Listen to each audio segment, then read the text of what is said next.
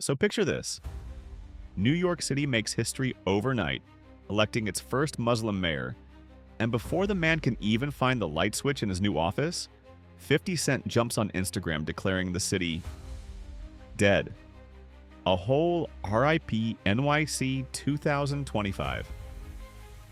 Tombstone, like he's narrating the end of a documentary.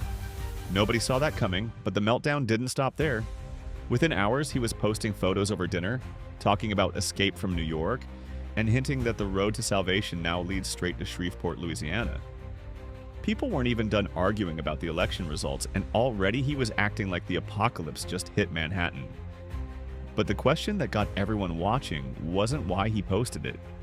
It was why he posted it so fast.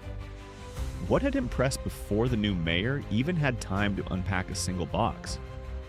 To understand the reaction, you've got to know what actually happened.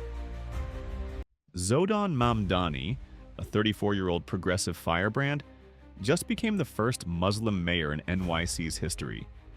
And he didn't run on vague promises or soft talk. From the jump, he hit the stage with lines about how working people were taking back the city from the wealthy and well-connected, how power belongs to the public, not a handful of insiders.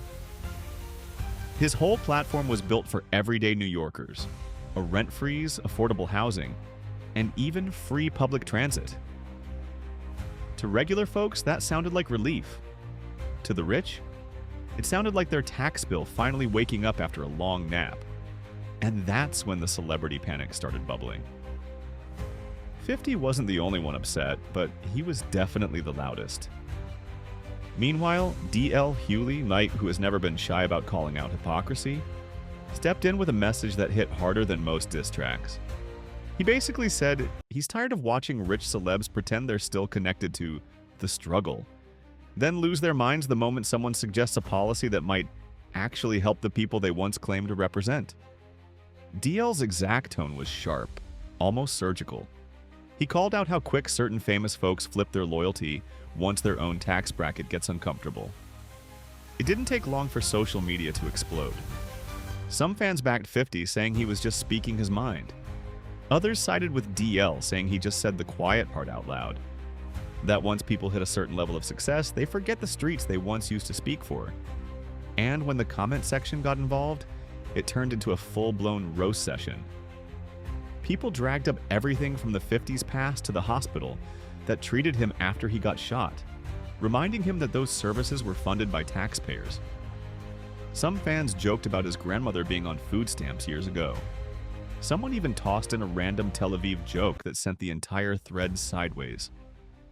There was no mercy, no hesitation, just wave after wave of people questioning whether 50's loyalty now lies with the bloc that raised him or the empire he built after leaving it.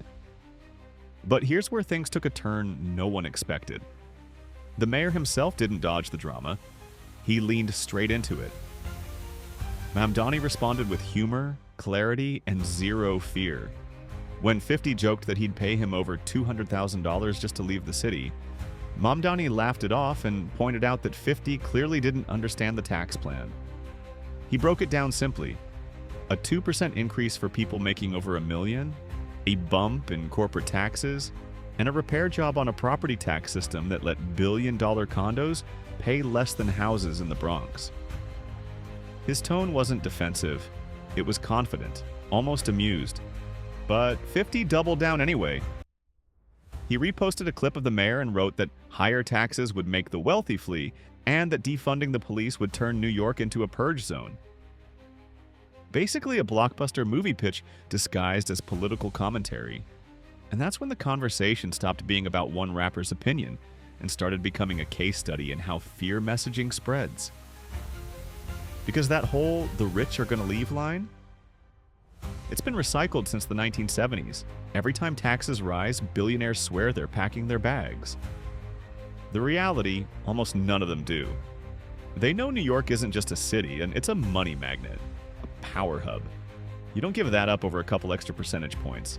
And to prove it, let's talk about the billionaire who tried to turn this election into a personal crusade.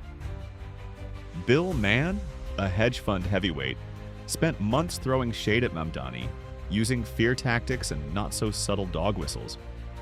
He went hard online promising he'd move to Florida the second Mamdani won. But the moment the results rolled in, he congratulated the mayor on Twitter. No moving truck. No send-off speech. No Florida. Just a quick tweet and complete silence. That was it. All that tough talk dissolved in seconds, and that pattern says everything. The loudest voices screaming about fleeing are often the ones who stay right where they are, because the truth is simple. Chaos stories help the wealthy maintain control. And 50's outburst? Whether he meant it or not, it played right into the same script elites have used for decades. Convince regular people to fear change so the rich don't have to adapt to it.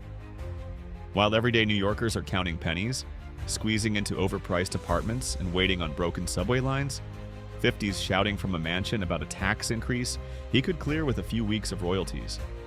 That's what DL was pointing at. The disconnect between the grind he once rapped about and the reality he lives in now. It's a strange twist. The guy who survived the streets is now siding with the people who never walked through them. The same man who built a legacy on resilience seems more worried about a tax bump than the city full of families still living the struggle he once wrote about. And that brings us to the real question here. Not whether New York is doomed, not whether billionaires will flee, but who 50 Cent is today. Is he defending business, protecting his empire? Or is this the moment where the world realizes he's drifted far from the world that made him a legend?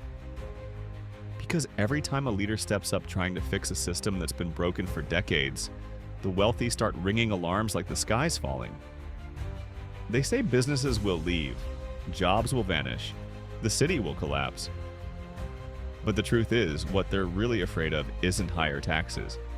It's losing influence, losing the power to shape the system to benefit themselves, losing the ability to keep everyday people unaware of how the game has always been played. So now that New York has a mayor willing to challenge that game, the reaction from the wealthy, and from 50, says more about them than it does about him. But what do you think? Is 50 standing up for the city he loves, or is he just protecting his millions while calling it concern? Is this about business or about ego? Has he stayed true to his roots, or has he drifted so far from them that he's forgotten what the grind really feels like? Drop your thoughts below. I want to hear your take on this whole situation. And make sure you like, share, and subscribe so you don't miss the next twist in this story. Because trust me, things are only getting started.